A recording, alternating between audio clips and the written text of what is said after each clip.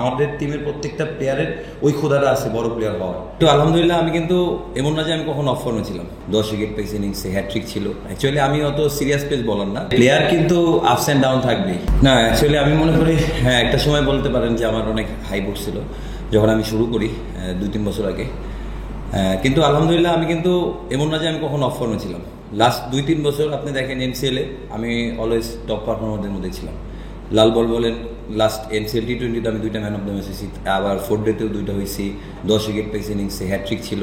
মানে আমার পারফরমেন্স আল্লাহর রহমতে ভালো ছিল, হয়তো বা এর চাইতে আরও ভালো করতে হবে, ভালোর তো শেষ নাই। তো আমি চেষ্টা করে যাচ্ছি কীভাবে আরও ইমপ্রুভ করা যায়।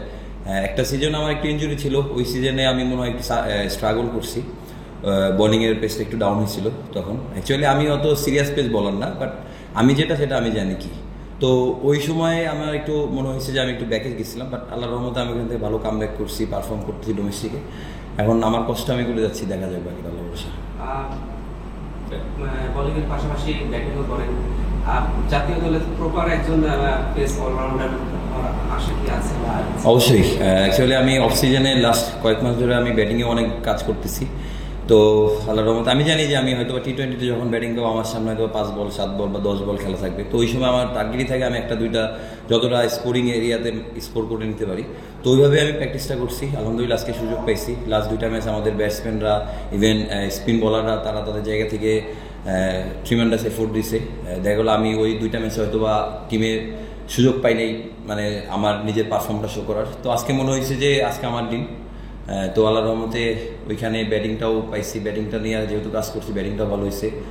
আর যেটা আমার অলওয়েজ যে কাজ বোলিংটা, ওইখানেও আমি ভালো লাগছে বোলিংটা করে আলহামদুলিল্লাহ। আপনাদের মতো ক্রিকেটারদের আসলে ঘরোয়া ক্রিকেটে প্রমাণ করার জায়গা সবথেকে বড় মঞ্চ বলা হয়। আর বিপিএলে আপনার প্রতি যে ব্রাদার্স ইন্ডিয়ান জবে যেটা করছে আসলে সেখান থেকে মানে ওইখান থেকে উঠে আসে বা আবার ভালো করা আসলে কতটা কঠিন মানে?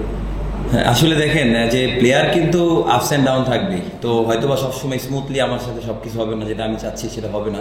বাট আমার হাতে যেটা আছে হার্ডওয়ার্ক আর প্রসেসটা ঠিক রাখা। তো আমি ওইটাই সবসময় ফলো করি যে প্রসেসটা ঠিক রাখবো, ইনশাল্লাহ আমি আমার গোল আমার লক্ষ্যে পৌঁছাতে পারবো। তো যেটা হয়েছে ওইখান থেকে আমি চিন্তা করছি হয়তো আমার সুযোগ আসতেছে না, বাট আমি যখন সুযোগ পাবো তখন আমি ডেলিভার করবো। তো আলহামদুলিল্লাহ।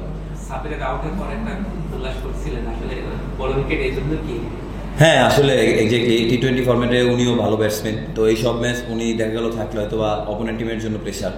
তো ওনার উইকেটটা অবভিয়াসলি আমার কাছে মানে আমি ওনাকে আটকে রাখছিলাম, অনেকক্ষণ ধরে কয়েকটা ডট বল দিচ্ছিলাম। তো উনি হয়তো আমার প্ল্যানে আমি স্ট্রিক্ট ছিলাম, ফাইনালি ওনার উইকেটটা পাইছি। তো এই জন্য এক্সাইটমেন্ট আসছে আর কি।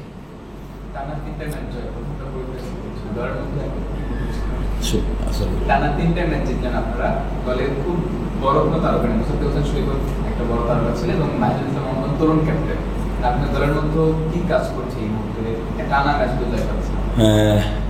আসলে টি20 সবচাইতে বড় কথা প্রসেস প্ল্যানিং। তো আমি মনে করি আমাদের কোচ উনি অনেক বড় মানের কোচ বাবুল স্যার। তো আমাদের টিমের যে প্ল্যানিংটা হয় অ্যাকচুয়ালি আমরা ট্রাই করি অ্যাজ এ প্লেয়ার যারা আছি পারফেক্ট এক্সিকিউট করার। আর অঙ্কনের ক্যাপ্টেন্সিটাও মানে ও জুনিয়র হওয়া সত্ত্বেও ওর ক্যাপ্টেন্সিটা আমার কাছে মনে হয় যে অনেক ভালো, খেলাটা অনেক ভালো বোঝে। তো এর জন্য অনেক হেল্প হয়। ও আমাদের যা রোল সেটা ক্লিয়ার করে দেয় যে আমার রোলটা কী, ওর রোলটা কী। তো এর জন্য দেখা যায় যে প্রত্যেকটা প্লেয়ারের পারফর্ম করাটা ইজি। আর আপনি যেটা বললেন যে আমাদের টিমে হয়তো বড় নাম নাই, কিন্তু আসলে বড় নাম হইতে গেলে কিন্তু আপনার এখান থেকে উঠে বড় নাম হইতে হবে। তো আমার কাছে মনে হয় যে আমাদের টিমের প্রত্যেকটা প্লেয়ারের ওই ক্ষুধাটা আছে বড় প্লেয়ার হওয়ার। তো সবাই সবার জায়গা থেকে যার যেদিন দিন আসবে সবাই ওইভাবেই চিন্তা করে রাখছে যে আমার যেদিন দিন আসবে আমি ওই দিন আমার নিজের সেরাটা দিব। তো এই জন্য আমাদের টিম বন্ডিংটা অনেক ভালো। লাস্ট কয়েক বছর ধরে ঢাকা ডিভিশন অলওয়েজ সব জায়গায় ভালো করে। তো দেখা যায় যে আমাদের টিম বন্ডিংটার জন্য আমরা অনেক প্লাস পয়েন্ট পাই আর কি। ওই দিন রেজাউল রাজা ভালো খেলেছে ব্যাটিংয়ে, পেসার আপনিও পেসার, আপনিও আজকে ভালো খেলেন। এই মানসিকতাটা আসলে কিভাবে তৈরি হচ্ছে যে শেষের দিকে আমাদের ভালো করতে হবে? হ্যাঁ আসলে দেখেন, ধন্যবাদ, কোশ্চেনটা খুব ভালো। আসলে মডার্ন ডে ক্রিকেটে কিন্তু দেখেন আমাদের দেশে হয়তো আমরা অনেক এই পেস বোলিং অলরাউন্ডার এই জায়গাটায় আমাদের একটু ঘাটতি আছে। প্রত্যেকটা দেশে বড় বড় যতগুলো টিম আছে ওই জায়গাটায় কিন্তু দেখা যায় যে একটা ভালো মানের একটা ব্যাটসম্যান থাকে যে লাস্ট খেলাটা ফিনিশ করতে পারে, মারতে পারে। তো ওই ক্ষেত্রেই দেখা যায় রাজা আগের দিন ভালো ব্যাটিং করছে, ও কাজ করছে লাস্ট কয়েক মাস আমি দেখছি। তো আমাদের যারা ফাস্ট বোলার ইউনিট আছে সবাই আসলে চিন্তা করতেছে যে ব্যাটিংটাও তাদের ইমপ্রুভ করার জন্য, এটা একটা গুড সাইন। সবাই আসলে নিজের প্রসেসটা নিয়ে আসে। আর আমার কাছে মনে হয় এটা একটা কি কম্পিটিশন আর কি ফাস্ট বোলারদের মধ্যে, যে ব্যাটিংটাও ইমপ্রুভ করার। তো আমি লাস্ট দিন যেদিন রাজার ব্যাটিংটা দেখলাম, আমার কাছে মনে হয়েছে যে আমি যেদিন সুযোগ পাবো আমিও আমারটা ডেলিভার করার চেষ্টা করবো। তো আলহামদুলিল্লাহ আজকে আল্লাহ আমাকে সেই সুযোগটা দিচ্ছে, আমি গ্র্যাব করতে পারছি। সৈকত ভাই আছে আপনাদের টিমে, সৈকত ভাই কিভাবে হেল্প করে, কারণ ওনার আন্তর্জাতিক ক্রিকেটের অনেক অভিজ্ঞতা আছে।